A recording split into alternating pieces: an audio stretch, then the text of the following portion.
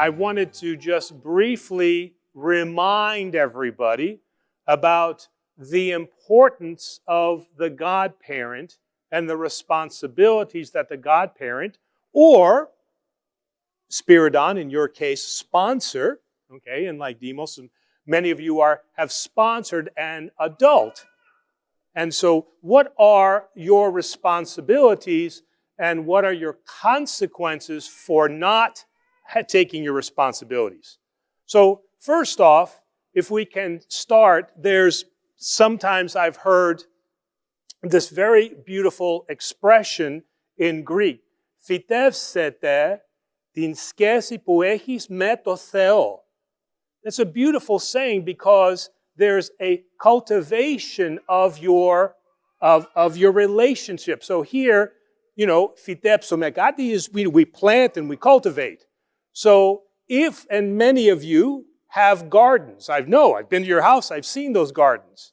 Not one single time have I gone to your house and seen you say, I planted my garden and now I do nothing. And then I go off and then hopefully in 2 months, I'll have some vegetables or whatever it is, and then I'll bring them back. No, you go on and on about how you take care of the plants with the special fertilizer. You show me the beans, the fasolo, you show me everything. And you take great care to show me how much you've taken care of these plants. So this is the same thing that's being said in Greek here. Φυτεύσατε τη σχέση με το Θεό.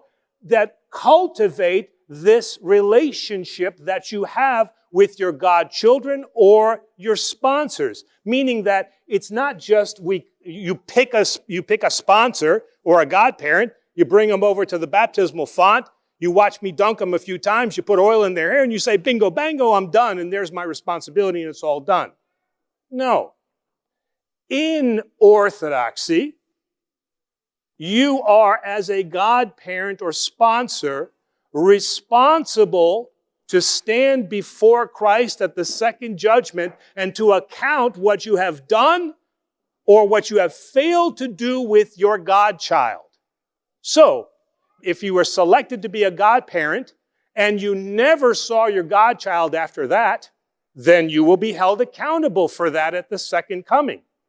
If you taught your godchild things against the Orthodox Church, then you will be held accountable for that. So, on one side, we have ignoring your responsibilities, and then on the other side, we have now a mishandling of your responsibilities, and both of those will cost you at the second coming. Just as the priest is responsible for everything that he has done or failed to do with his flock or his parishioners, he will stand in judgment as Christ asks him, what did you do with the priesthood that I gave you? So the Orthodox lays the same responsibility on the godparent. So what are some of those responsibilities that the godparent, let's talk about the kids for right now. The one is, as the saying goes, cultivate that relationship. Every once in a while, call them. How are you doing? Where you go?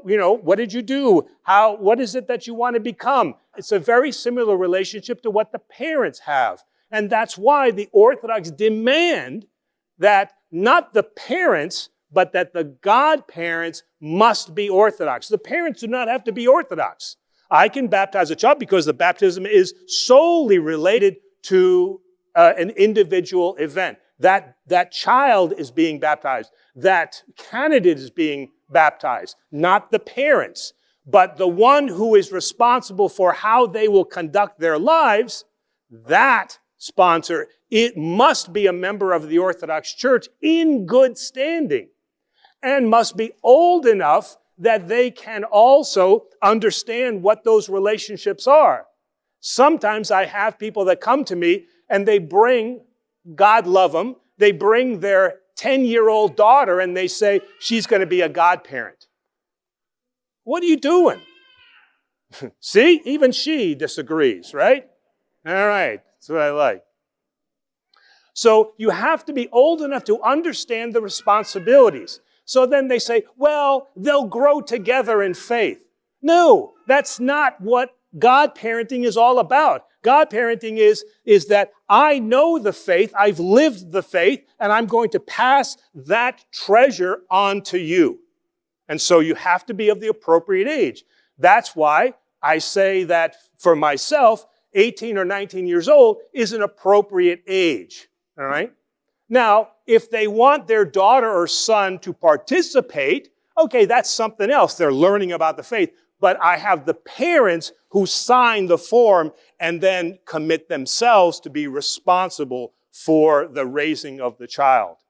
The other things that the sponsor can do is that they can also provide them gifts that help them in their faith. So rather than the sponsor buy them the latest, where's Nico? What's the latest video game? Zelda. What is that? Okay, see, I'm not up. Okay. All right, so rather than buy them something like that, get them something that they can use. So maybe it's, and again, you know, I get it. Kids are not always going to be appreciative of these gifts, but they'll get a thank you later. They won't thank you right then, you know, but give them the Orthodox Study Bible. Or maybe give them an icon of their saint so that they can remember who their saint is. Give them an icon of your saint so that they know who you are and who you're trying to emulate.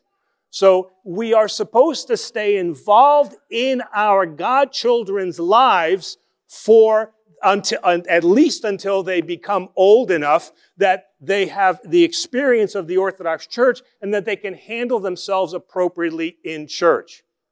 And then closing here, what if you are a sponsor of an adult? Then what are your responsibilities? The person that you have brought in has come typically from another expression of Christianity, Protestant or Catholic, or maybe they've come from none. You know what none is? None is the fastest growing religion in America, which is, I don't have any church at all, I am spiritual. You as a sponsor have the responsibility in that case to break them of their heresy of none and to bring them into what is the Christian faith and then specifically orthodoxy. So you have an even greater job. With a child, you're starting from scratch. You're starting with an empty slate and you're building upon that slate. When you bring somebody in and you're asked to be a sponsor for an adult, now you're having to wipe away things that they have learned that are incorrect about the faith. And probably the largest thing that you have to overcome as an adult sponsor is many times they have an improper perception of who God is. He is the authoritative punisher who now brings us all to hell if we do anything wrong.